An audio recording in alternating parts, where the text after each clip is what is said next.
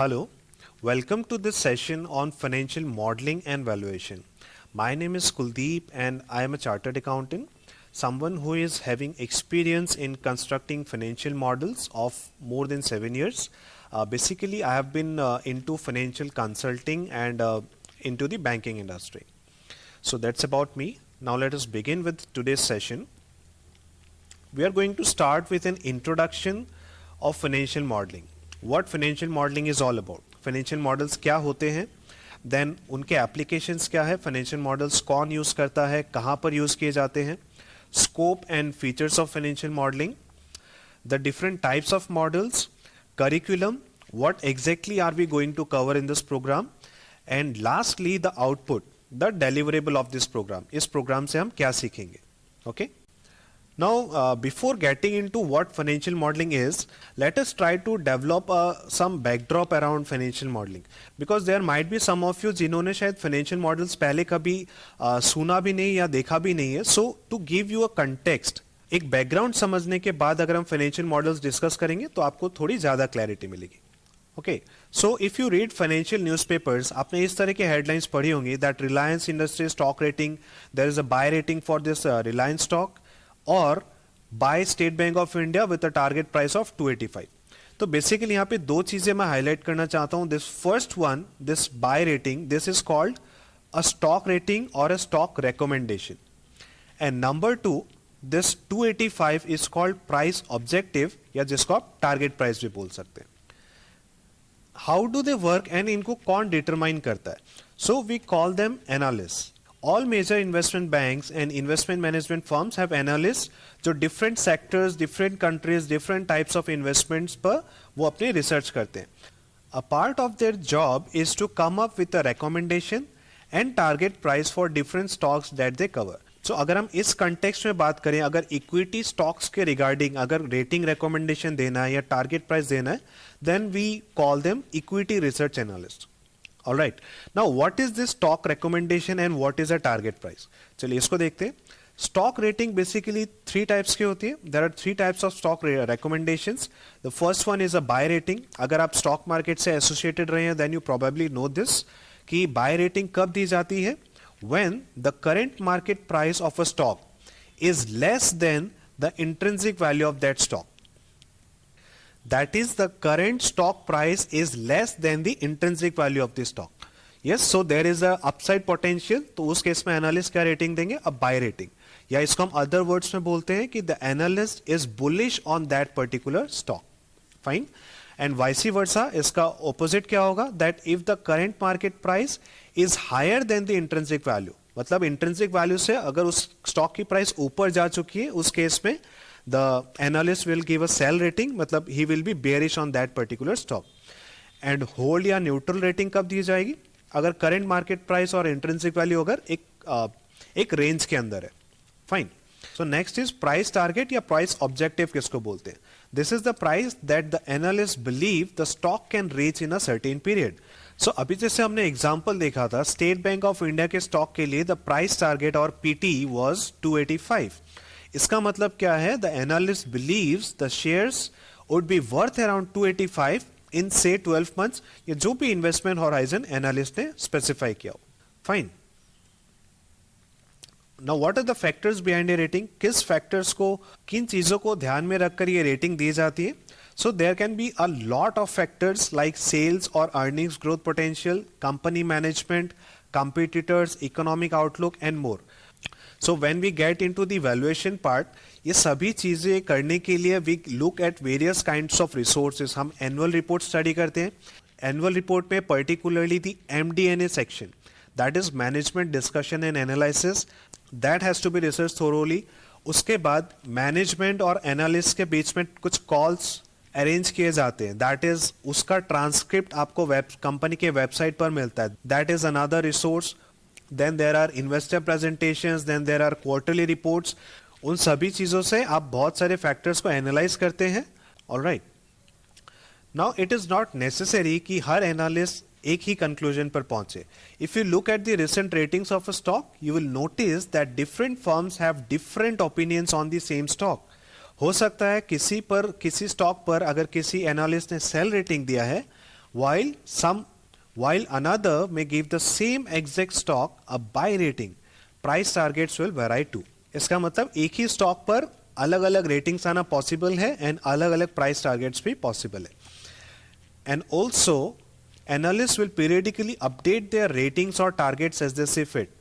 मतलब कि जो भी रेटिंग्स इशू किए जा रहे हैं those are transient in nature, वो टाइम के साथ चेंज होते रहते हैं. सो अब यहां पर एक क्वेश्चन आता है that if these kind of ratings keep on changing, and अगर अलग अलग एनालिस्ट अलग अलग रेटिंग दे रहा है तो इसका मतलब there is no certainty in this case. इसका मतलब there is a high level of uncertainty as far as this ratings are concern, and that is why it is said that there is no guarantee in the stock market. So it is important to know that the analysts are often wrong when it comes to these ratings. These are usually some pretty smart people putting together these reports, but at the end of the day it's still their best guess. So ultimately उन्हें भी एक estimate करना पड़ता है, एक guess ही करना पड़ता है that what is going to happen in the market. Because businesses and share prices can be unpredictable, they are in fact unpredictable, and no one can certainly guarantee anything in the stock market. So अभी तक हम सिर्फ stock market के ऊपर ही कुछ बातें कर रहे हैं, अभी तक financial modeling का term भी मैंने use नहीं किया. So इस पूरे सिनारियो में, इस पूरे background में financial modeling कहाँ छुपा हुआ है? That is hidden behind this thing here. इस गैस को करने के लिए, इस एस्टिमेट को करने के लिए जो टूल एनालिस्ट यूज करते हैं that is nothing but financial models. Now as an analyst it is important to understand the lingo, that is the language, the terminology that they use and the methodology behind such ratings, कि वो किस तरह से इन ratings को determine करते हैं. And that is what we shall achieve through this program. Now although ये जो background जो example मैंने लिया this is regarding the stock markets, but it does not mean कि financial modeling का application, that financial modeling का usage सिर्फ stock market से ही related है. So अगर कोई analyst अगर financial models को use कर रहा है stock research के लिए, stock valuations के लिए, then he is probably an equity research analyst. And अगर कोई financial models को use कर रहा है for let's say evaluating a proposal, then he might be a credit analyst. And अगर कोई analyst किसी company role पर है, किसी company के position पर है, then he might be a financial analyst. So whatever be the role, basically the structure, the fundamental of financial modeling remains the same. And that is what we are going to learn in this course. Now coming to what financial modeling is. So financial modeling क्या है? It is an abstract representation of a real world financial situation. मतलब real world में कोई problem है, कोई financial issue है जिसको हम construct करेंगे, जिसको हम represent करेंगे on a spreadsheet. And that will be called a financial model. So it is a theoretical construction of a project. It can be setting up of a factory, कोई infrastructure project हो सकता है, और a process, किसी policy या किसी scheme का implementation करना एंड वो सक्सेसफुल रहेगा या नहीं, that is also a financial situation. Or a transaction can be a merger and acquisition transaction, a leverage buyer transaction, etc. on a spreadsheet that deals with identification of key drivers and variables and establishing a relationship between them. So basically जो भी factors आपके financial situation को, आपके financial problem को govern करते हैं, उसके पीछे क्या drivers हैं, उसके पीछे क्या factors हैं, क्या drivers हैं, उनको identify करना and उनके बीच में एक relationship establish करना on a spreadsheet, that is called a financial model. Scope of financial modeling. अब financial models को बनाने के लिए there are a lot of tools like spreadsheet, Python, Pandas, and there can be other platforms. But सबसे ज़्यादा जो use होता है that is a spreadsheet, and spreadsheet में भी and within spreadsheet जो सबसे ज़्यादा use किया जाता है that is Microsoft Excel. Next, there is a demand for more sophisticated financial models. Basically जितना ज़्यादा sophisticated model है उतना ही ज़्यादा उस model की demand है एंड उतना ही ज़्यादा उस फाइनेंशियल मॉडलर की डिमांड है जिसने उस मॉडल को बनाया. नाउ अब यहाँ पर सोफिस्टिकेटेड मॉडल से मेरा मतलब है कि किसी सोफिस्टिकेटेड प्रॉब्लम के ऊपर बना हुआ मॉडल. ओके, किसी सिंपल प्रॉब्लम को अगर आप कॉम्प्लेक्स फार्मूलाज लगाकर अगर एक सोफिस्टिकेटेड मॉडल बना देते हो देन उसकी डिमांड नहीं है। इनफैक्ट उसके तो जीरो डिमांड है। डिमांड उस केस में है जब कोई प्रॉब्लम ही कॉम्प्लेक्स है, प्रॉब्लम सोफिस्टिकेटेड है। एग्जाम्पल के लिए if you are aware of the derivatives market and particularly the OTC segment, जो ओवर द काउंटर सेगमेंट है, उसमें you know that there are a lot of customised instruments being created between buyer and seller. वो अपने terms and conditions पर instruments को create करते हैं। सो अब क्योंकि वो एक कस्टमाइज इंस्ट्रूमेंट है, उसका कोई कॉम्पेरेबल अवेलेबल ही नहीं है मार्केट में जिसको देखकर हम उसकी प्राइसिंग को डिटरमाइन कर सकें। सो इन केसेस में उस कस्टमाइज इंस्ट्रूमेंट की प्राइसिंग को डिटरमाइन करने के लिए a very complex calculation has to be made, and that can be done with the help of a financial model. Okay, and the usage of financial models, now usually जो financial models बनाए जाते हैं that are user specific. So user की expectation के according ही financial models का जो output है वो determine किया जाता है।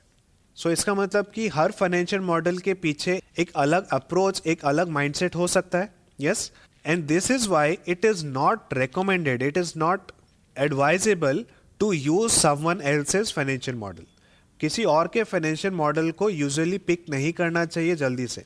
You should prepare your own financial model to solve your financial problem. But ऐसा नहीं है कि दूसरे का models use नहीं कर सकते हैं। इनफैक्ट फाइनेंशियल मॉडल्स के टेम्पलेट्स के लिए तो एक अलग से मार्केट है जिसमें फाइनेंशियल मॉडल्स को सेल और बाय किया जा सकता है। मतलब कोई दूसरे ने फाइनेंशियल मॉडल बना दिया एंड उसको कोई और यूज कर सकता है। ओके, सो उस केस में you will have to bear some cost. So अगर आपको फाइनेंशियल मॉडल बनाने की मेहनत नहीं करनी है तो उसके लिए you will have to bear some cost. So दूसरे का मॉडल यूज करने के लिए ठीक है, आपको अपनी जेब तो ढीली करनी पड़ेगी, but at the same time उसमें आपको एक और कॉम्प्रोमाइज करना पड़ता है, that is regarding the flexibility. Because दूसरे का बनाया हुआ मॉडल आप अपने अकॉर्डिंग कस्टमाइज नहीं कर पाओगे, बिकॉज जिसने भी उस मॉडल को बनाया है उसका थॉट प्रोसेस, उसका माइंडसेट क्या रहा होगा एंड आप उसको किस सिचुएशन पे यूज कर रहे हैं, that might not align properly. And usually जो सिनारियो होता है दैट आप किसी भी फाइनेंशियल मॉडल में सिर्फ इनपुट्स वाले पार्ट को चेंज कर सकते हैं, कैलकुलेशंस वाला पार्ट फिक्स रहता है। आप सिर्फ इनपुट्स को चेंज करो, कैलकुलेशंस अपने आप होती हैं एंड जो आउटपुट है वो आपको मिल जाता है। So basically you can not play around with the calculations as per your own wish. So that is a restriction or a limitation when you use someone else's model. So if you create your own model, so you can customize it as you want, right? Now further getting into the scope, when the decision is complex, अब financial models को कब use करना चाहिए? जब decision complex हो, when the risks are high, when there is hardly any visibility of the results, when relative options are to be compared, or when no thumb rules are available. In all these situations, financial modeling should be done. Next, अगर आप किसी भी organisation में, अगर आप इन सब departments में हैं, then also you can find application of financial models there. Now, किसी भी फाइनेंशियल मॉडलर की जो फाइनेंशियल मॉडल्स बना रहे उनकी ऑर्गेनाइजेशन में कितने इंपॉर्टेंस है, दैट डिपेंड्स अपॉन कि वो कितना कॉम्प्लेक्स प्रॉब्लम को सॉल्व कर पा रहे। वो डिपेंड करता है कि उनके मॉडल के बेस पे लिया गया डिसीजन कितना सक्सेसफुल होता है। वैसे फाइनेंशियल मॉडल्स बनाते बनाते एक बात तो पक्की है, दैट जो फाइनेंशियल मॉडलर का जो बिजनेस एक्यूमेन है, बिजनेस की जो सूझबूझ है, वो काफ़ी अच्छे से डेवलप हो जाती है। बिकॉज फाइनेंशियल मॉडल बनाते वक्त उनको बिजनेस का एकदम छोटी छोटी बातों को समझना पड़ता है जो कि सिर्फ मैनेजमेंट को पता होता है। Okay, so we can say कि फाइनेंशियल मॉडलर डिसीजन मेकिंग में भी सिग्निफिकेंटली कंट्रीब्यूट कर सकता है। नेक्स्ट, फाइनेंशियल मॉडलिंग सीखने के बाद आप उसको कहीं पर भी अप्लाई कर सकते हैं, किसी भी कंट्री में, there is no geographical boundary. And also किसी भी इंडस्ट्री में भी, अगर आपको इंडस्ट्री स्पेसिफिक नॉलेज है। Okay, and with the nature of businesses getting complex and uncertain, future should be good. अब जो स्टार्टअप का जो कल्ट चल रहा है, स्टार्टअप्स क्या कर रहे हैं, वो ऐसी चीजें करने की कोशिश कर रहे हैं जो आज से पहले कभी भी नहीं हुआ। सो उस तरह के केसेस को इवैल्यूएट करने के लिए जो अनसर्टेनिटी है, जो कॉम्प्लेक्सिटी है, वो काफ़ी ज़्यादा है, एंड दैट इज़ वाई उन केसेस में डिसीजंस लेने के लिए financial models is a must. Okay, so अगर स्टार्टअप्स का जैसे जैसे ये स्टार्टअप कल्चर और ग्रो होता रहेगा, फाइनेंशियल मॉडलिंग का स्कोप भी बढ़ते रहेगा। Applications of financial modelling, financial models किस तरह के डिसीजंस लेने के लिए यूज किए जाते हैं, जैसे कि मर्जर्स एंड एक्विजिशंस के लिए divestments, dissolution, then making an investment कि किसी कैपिटल प्रोजेक्ट में इन्वेस्ट करना चाहिए या नहीं करना चाहिए, determining the capital structure, company में कितना डेट कंपोनेंट रखना है, कितना इक्विटी कंपोनेंट रखना है, देन प्रोजेक्ट फाइनेंसिंग। सो इसमें बेसिकली हम क्या टेस्ट करते हैं कि कोई भी project adequate cash flow, sufficient cash flow generate कर पाएगा या नहीं लोन इंस्टॉलमेंट्स को रिपे करने के लिए। फाइन। उसके बाद joint venture use to calculate returns at various exit times. अब जैसे कि होंडा एंड हीरो का जो सेपरेशन हुआ, अब उसमें कौन से पार्टी ने किसको कितना सेटलमेंट किया होगा, that can be evaluated with the help of financial models.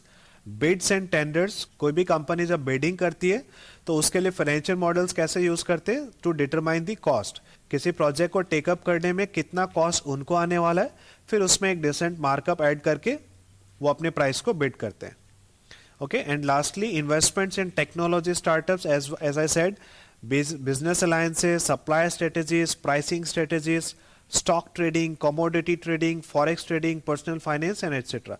So basically, summarize किया जाए तो फाइनेंशियल मॉडल एक ऐसा टूल है जिसको आप मल्टीपल सिनारियोज में मल्टीपल डिसीजंस लेने के लिए आप यूज कर सकते हैं।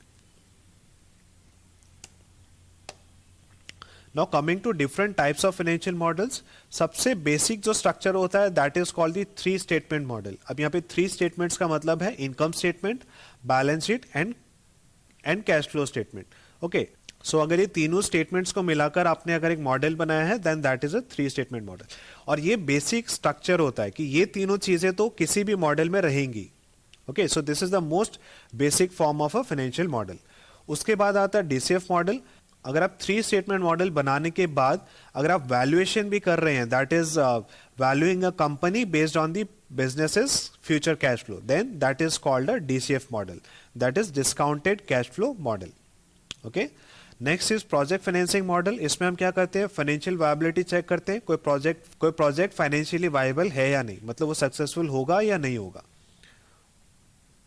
उसके बाद मर्जर एंड एक्विजिशन, इस केस में जो सेलर है वो मॉडल बनाता है ये डिटरमाइन करने के लिए कि क्या प्राइस कोट किया जाए अपनी कंपनी के लिए, अपने एसेट्स के लिए, and on the other hand buyer model बनाता है ये चेक करने के लिए कि जो प्राइस सेलर ने कोट किया है वो जस्टिफाइड है या नहीं। Fine. LBO stands for leverage buyout transaction. अब इसका मतलब क्या है कि जब किसी कंपनी को खरीदा जाए, दैट इज बाय आउट, अगर किसी कंपनी को बाय आउट किया जाए with the help of debt, that is loan लेकर, then that is called a leverage buy out transaction. देखिए वैसे भी किसी पूरी की पूरी कंपनी को खरीदना requires a lot of money. So let's say अगर 30% एज अ इक्विटी अगर इन्वेस्ट हो रहा है, 70% अगर बैंक से लोन लेकर आ जाता है, then we will call it a leverage buy out transaction. But bank किसी को भी इस तरह से पैसे क्यों देगा किसी कंपनी को बाय करने के लिए?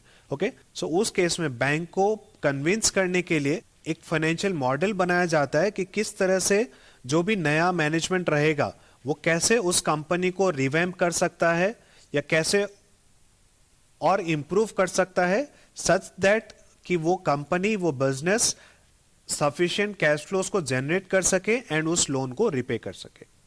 Okay, and lastly option pricing models, तो ये कंस्ट्रक्ट किए जाते हैं ऑप्शंस के प्राइसेस को कैलकुलेट करने के लिए on the basis of binomial model या फिर on the basis of black-Scholes model. Fine.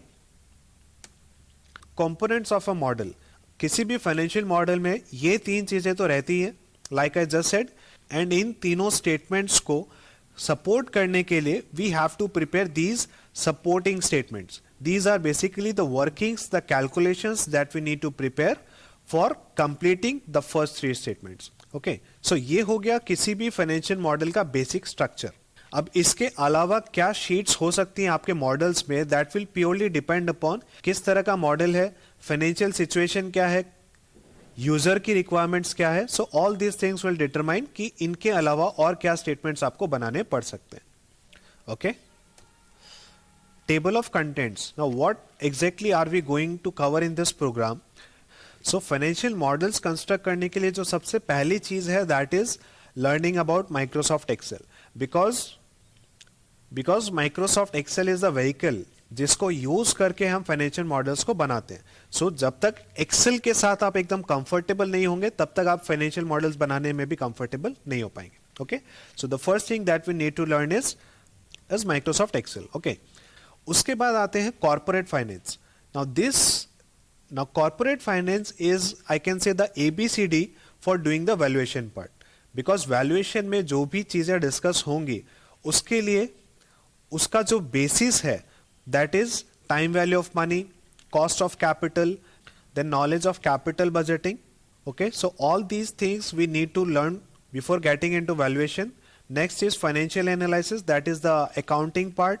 And ये तीनों चीज सीखने के बाद हम शुरू कर सकते हैं बिल्डिंग दी फाइनेंशियल मॉडल्स.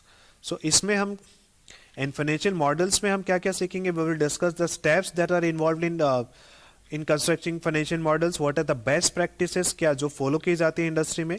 फिर फोरकास्टिंग कैसे करना चाहिए. What are the things that you need to consider while making projections. And after all that we will build a model. और first model will be based on project financing कि किसी project की जो funding requirement है उसको meet करने के लिए किस तरह से मॉडल बनाना है. So that will be covered in the project financing part. उसके बाद जो हमारा नेक्स्ट मॉडल होगा that will be a valuation model based on DCF analysis. That is इसको हम DCF मॉडल बोलते हैं. Okay. And the third one will be a model around the comparables जिसको हम रिलेटिव वैल्यूएशन बोल सकते हैं या फिर multiplier model. Okay. Now excel module में एग्जैक्टली क्या डिस्कस करने वाले हैं. We will start from the very basic. इसके लिए कोई प्री रिक्विजिट नहीं है. आपको पहले से कोई नॉलेज होने की जरूरत नहीं है. Okay. So we are going to start from scratch and zero से स्टार्ट करते हुए gradually we will move on to some advance functions and formulas. Okay. जो भी फाइनेंशियल मॉडल्स में बनाने के लिए हमें यूज होने वाले. Fine. Now I am not reading all these one by one.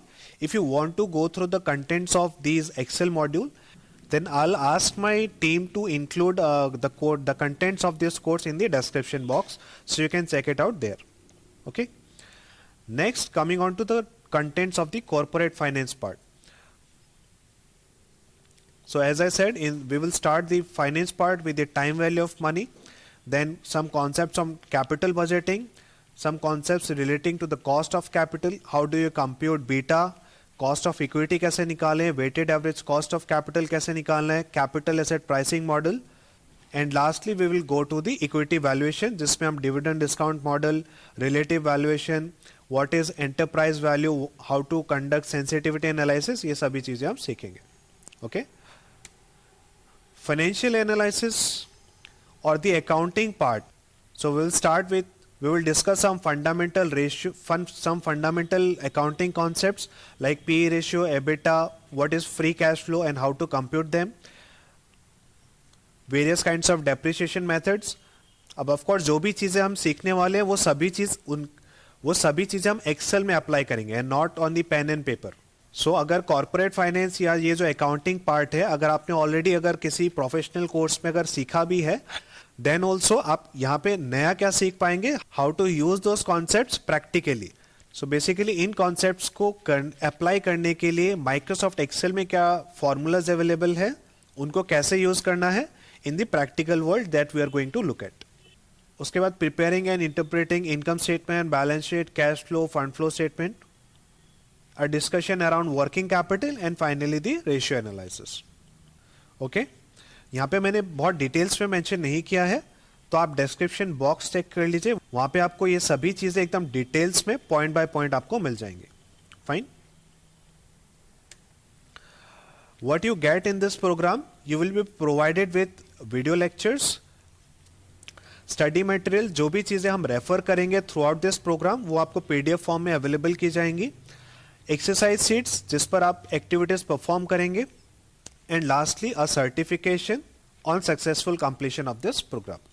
The output, ये प्रोग्राम हमें क्या करने में हेल्प करेगा? You will be able to design and build a comprehensive financial model, मतलब मॉडल्स बनाना, इन मॉडल्स को वैल्यूएशन के लिए कैसे यूज करना है, एंड इन मॉडल्स को एनालाइज करके कैसे आप कोई भी डिसीजंस को ले सकते हैं।